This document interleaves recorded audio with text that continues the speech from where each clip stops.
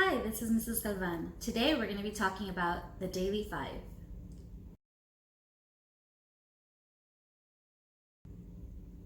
You might be thinking, what is the Daily Five?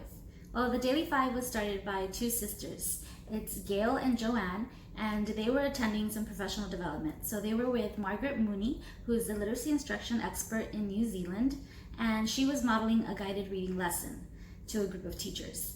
Then one teacher stopped and asked the whole group, she said, "Margaret, I can't see how guided reading would work in my class. You see, I have 30 students. What are the rest of my kids doing while I'm trying to teach this small group of children?" Margaret said, "Oh, you know, they're reading to each other, revisiting books, writing, and trying something new." The two sisters wrote that down, and then eventually it evolved into the Daily Five. The Daily Five are 5 activities that students do to become better readers and better writers. The first one is read to self. There's also work on writing, read to someone, listen to reading, and word work. Today I'd like to concentrate on read to self. So read to self is kind of like dear time. If you already do it in your classroom, drop everything and read. It's just a better way of doing it. So in order to get started, you are going to need a few materials. The first thing students are going to need are either going to be book bins, book boxes, or book bags. So I have this bin from Dollar Tree. Obviously it was $1. You can pull off this label. And then I have these free labels. They say book box on them. They come 8 to a page. They're free in my TPT store. And you can just attach them to the book box like this. I like to use some double-sided tape.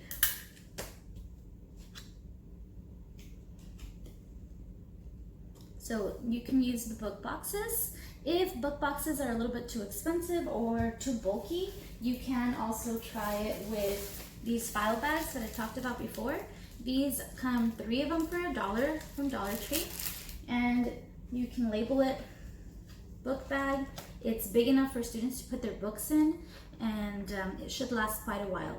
If this clasp ever breaks, you can just put a little Velcro dot and keep reusing it. It might even be easier for some students that way.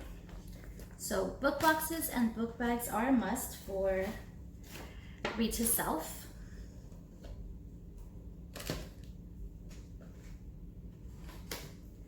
I also have labels for work on writing. These are included there as well. And work on writing is another one of the Daily Fives. All you're going to need is a composition notebook, and you attach the label just the same way. You will also need a timer. This one's from Dollar Tree, and a Daily Five stamina chart. So a stamina chart is just going to be where students can track how much time they were able to stay on task. It's happened to me in the past where I was very excited about getting books into little hands, and then books got destroyed, right? So we need to train students how to take care of books before we actually hand them over. Other things we need to talk about before starting Read to Self are 3 ways to read a book. This is one of the foundational lessons for Read to Self, and so we can explain to students that are at different reading levels that it's okay to read the pictures. You can read the words, or if it's a book that we've already read as a class, then you could retell the story. So I do have a quick start guide for Read to Self, and that's where I'm getting some of my information from. Other lessons that we need to do is we need to explain how to pick a good book or a good fit book. So students are going to select a book, they're going to look at it, and they're going to see, is this something that I want to read? Is it interesting to me? And do I understand what I'm reading, most of the words? I know sometimes people say things like, count how many words you're getting wrong, but that may be a little bit different because it really depends, well, how many words are on that page, right? So you just want students to be able to read most of the words, and they should have enough books in their box that if one of their books is maybe not interesting, they can switch to another one. So anywhere between 3 and 10 books in a book box. I know that sounds like a lot of books to have for all students, but they don't all have to come from the classroom library. You can also check out some books from your school library and your public library as well. The next step is to let students fill their book boxes. Remember, they want to have at least 3 books in their book box. and they have to be books that are interesting to them. They could read whatever they want. It might be a magazine. Some of the student objectives during Read to Self are that students are to stay in one spot. They have to start right away, and they need to read the whole time. So often this is difficult for students because they don't have the stamina.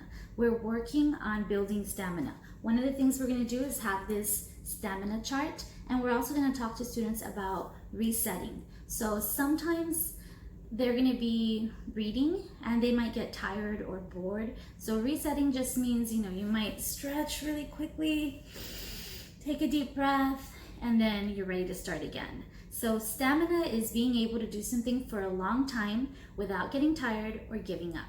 This is going to be our stamina chart. The first time that we do Read to Self, I have students do it at their desk.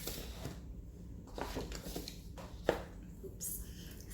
So when students are doing Read to Self at their desk, they're gonna have their book boxes. I'm gonna set the timer. I usually put something super long, like 20 minutes. It's not gonna go the whole time.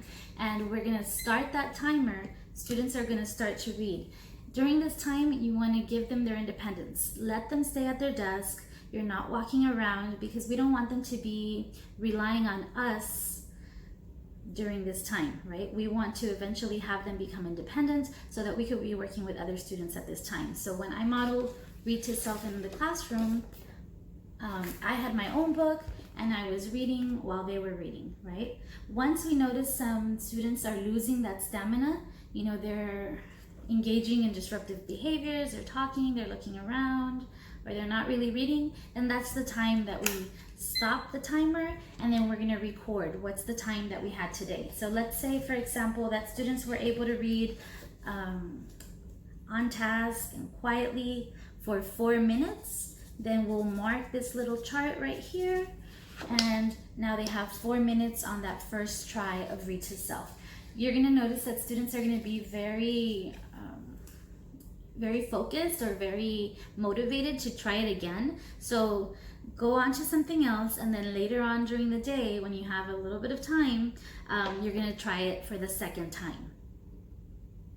And of course, students are gonna be trying to beat that time that they had before.